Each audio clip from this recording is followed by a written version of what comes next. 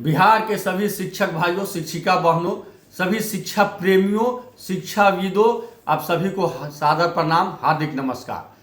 साथियों, मैं बता देना चाहता हूं कि बिहार विद्यालय विशिष्ट शिक्षक संशोधन नियमावली 2024, यह नियमावली नहीं है, यह जो बिहार विशिष्ट शिक्षक नियमावली 2023 में निकला था उसका संशोधन किया गया है। वह नियमावली निकला है जिसका नाम सरकार हमारे विचार से गलत दी है। उसका नाम होना चाहिए शिक्षक सजाए नियमावली, क्योंकि इसमें सजाए के सिवाय कुछ भी नहीं है। मैं विशिष्ट शिक्षक बनने वाले, सक्षमता परीक्षा पास करने वाले तमाम शिक्षक भाइयों, शिक्षिका बहनों से हाथ जोड़ के आग्रह करता हूं कि एक बार आप इस नियमावली को जरूर पढ़ ले और बढ़िया से समझ ले, उसके बाद अगला कोई निर्णय ले, ताकि कल होकर के फिर आप यह नहीं कहिएगा कि हम समझे नहीं, हम जाने नहीं।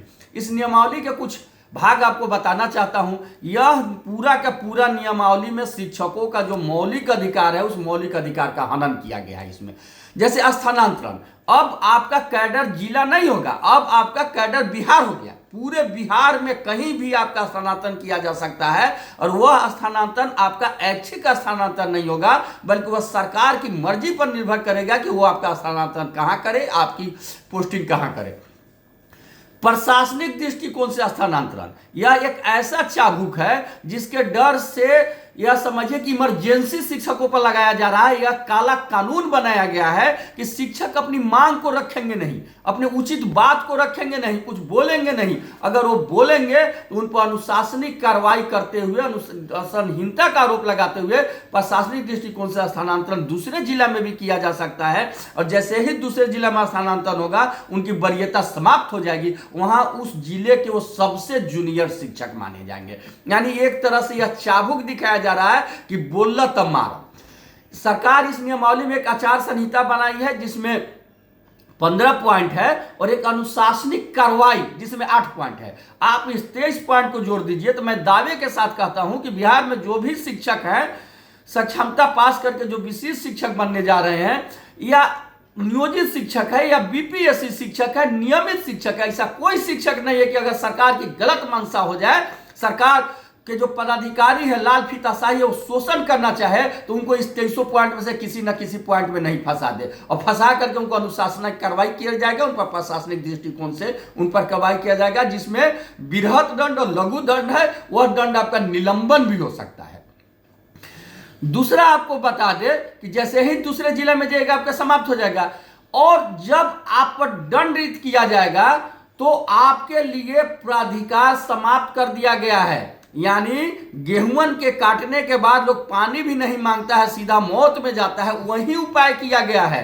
पहले हम लोग को न्याय दिलाने के लिए प्राधिकार का गठन किया गया था, जहां सस्ता फी में हमको न्याय दिया गया था। लेकिन जो भी सक्षमता परीक्षा पास करेंगे, जो हो जाएंगे सक्षम विशिष्ट शिक्षक, उनके लिए इस नियमावली के तहत प्राधिकार समाप्त है। आप प्राधिकार में नहीं जा सकते हैं। आपको डीओ डीएम के विरुद्ध जाना होगा, आरडीडी के यहाँ जो सरकारी कर्मी हैं, आपको उनके विरुद्ध जाना होगा कमिश्नर के यहाँ, यानी पूर्णतः नौकरशाह हावी, लाल फीताशाही हावी।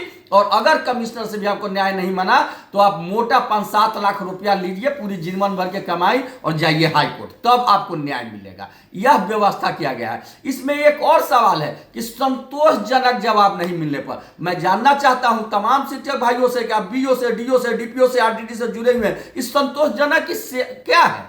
एक ही सवाल का जवाब, एक ही जवाब में अगर कोई 10,000 देता है तो पदाधिकारी असंतुष्ट और संतोषजनक नहीं है, और उसी जवाब में कोई 1 लाख दे देता है तो वह जवाब संतुष्ट और संतोषजनक जवाब हो जाता है। तो आखिर इस संतोषजनक का मापदंड क्या है? 10,000, 20,000, 1 लाख, 2 लाख, 4 लाख, यह भी तो बताना चाहिए ना।